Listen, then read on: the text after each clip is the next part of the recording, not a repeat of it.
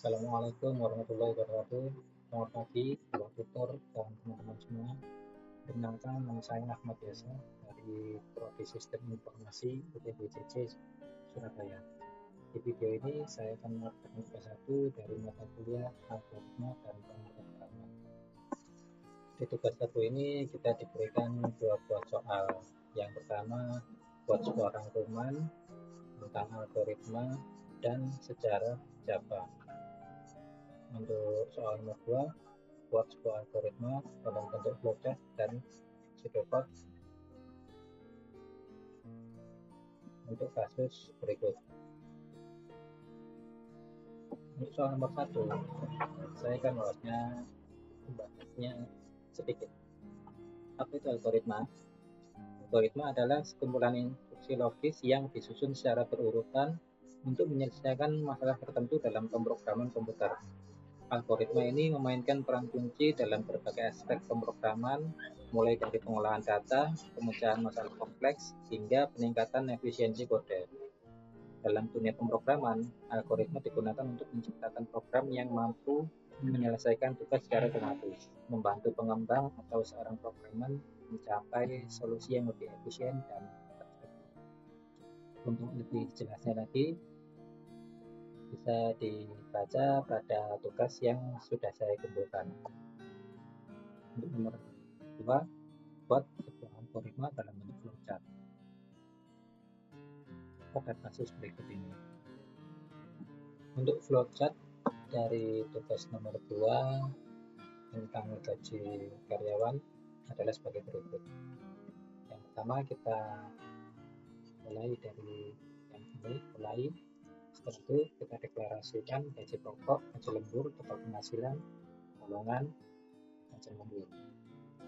Itu input golongan A atau B atau C, dan input jam lembur.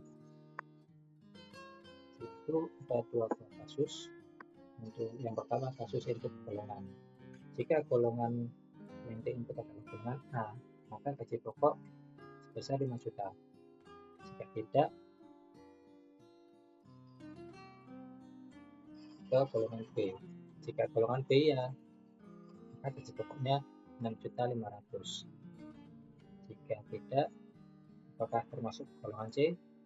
Jika iya, gaji pokoknya 9.500.000. Jika tidak, maka golongan tidak valid dan kembali ke input golongan. Untuk pembuktian yang kedua, dan input jam lembur. Untuk jam lembur ini, apakah jam lemburnya ini selama 1 jam? Jika iya, maka untuk gaji lembur sama dengan gaji pokok dikali 0,3 atau 30%. Jika tidak, apakah jam lemburnya per jam? Jika iya, maka gaji lemburnya sama dengan gaji pokok dikali 0,32 atau 30%. Jika tidak, apakah lemburnya 3 jam? Jika iya, maka gaji lembur sama dengan gaji pokok dikali 0,34 atau 34%. Jika tidak, apakah jam lemburnya ini 4 jam? Jika iya, maka gaji lemburnya sama dengan gaji pokok dikali 0,36 atau 35%. Jika tidak, apakah jam lemburnya 5 jam atau lebih? Jika iya, gaji lembur sama dengan gaji pokok dikali 0,38 atau 38%. Setelah penginputan golongan, pengkondisian ini selesai dan input lembur dengan perkondisian ini selesai, masuk ke proses untuk total penghasilan. Total penghasilan yaitu gaji pokok ditambah gaji lembur. Setelah proses selesai, ada outputnya yaitu total penghasilan. Output selesai, kita selesai akhiri flowchart ini. Untuk implementasinya dalam pseudocode adalah sebagai berikut. Yang pertama, kita mulai. Setelah itu deklarasikan gaji pokok, gaji lembur, total penghasilan, golongan, dan jam lembur. Input, masukkan golongan karyawan, termasuk A atau B atau C, golongan. input jam lembur, input masukkan jam lembur ke jam lembur dengan dua ini. Setelah itu kita memiliki dua pengkondisian, yaitu pengkondisian yang pertama adalah tentang golongan yang ini, dan yang kedua pengkondisian yang kedua adalah tentang jam lembur. Seperti ini, jam lembur. Pengkondisian yang pertama, jika golongan A maka gaji pokok sebesar 5 juta. Jika golongan B maka gaji pokok 6.500.000. Atau jika golongan C maka gaji pokok sebesar 9.500.000. Akhiri pengkondisian yang pertama.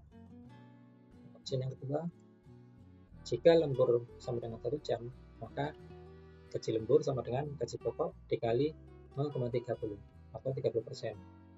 Jika jam lembur 2 atau 2 jam maka gaji lembur sama dengan gaji pokok dikali 0,32 atau 32%.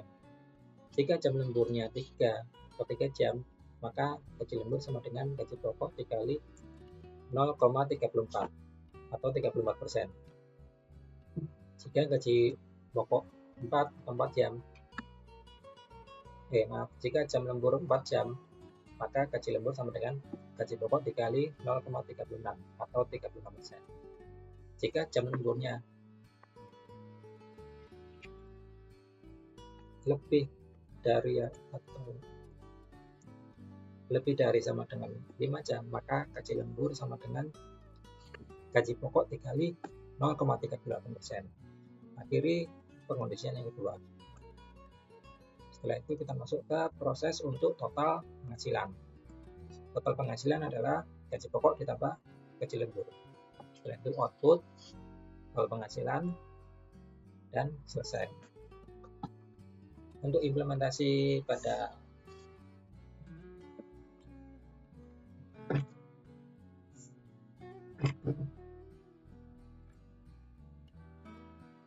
dari pseudocode ini akan saya implementasikan ke program Java, yaitu sebagai berikut.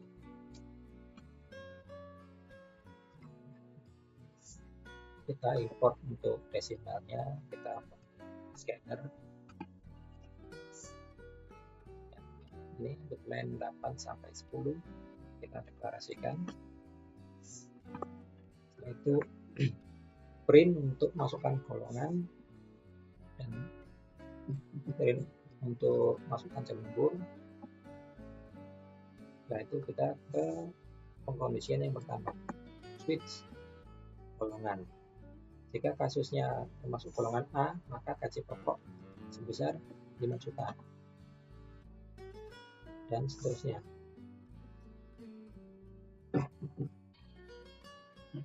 Jika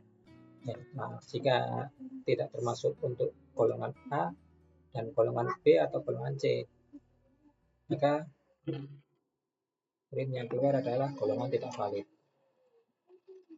Setelah itu kembali ke pengkondisian yang awal. Untuk pengkondisian yang kedua, untuk jam lembur, jika jam lembur sama dengan 1, gaji lembur sama dengan gaji pokok dikali 0,3. Jika jam lemburnya sama dengan 2, maka gaji lembur sama dengan gaji pokok dikali 0,32. Begitu seterusnya sampai jika jam lembur lebih atau sama dengan 5 jam, maka gaji lembur sama dengan gaji pokok dikali 0,38. Atau jika tidak ada lembur, gaji lembur sama dengan 0. Setelah itu kita ke proses untuk penghitungan total penghasilan. Total penghasilan gaji pokok ditambah gaji lembur. Itu kita print total penghasilan karyawan sama dengan seperti ini. Dianggapnya mari kita coba running untuk kode ini.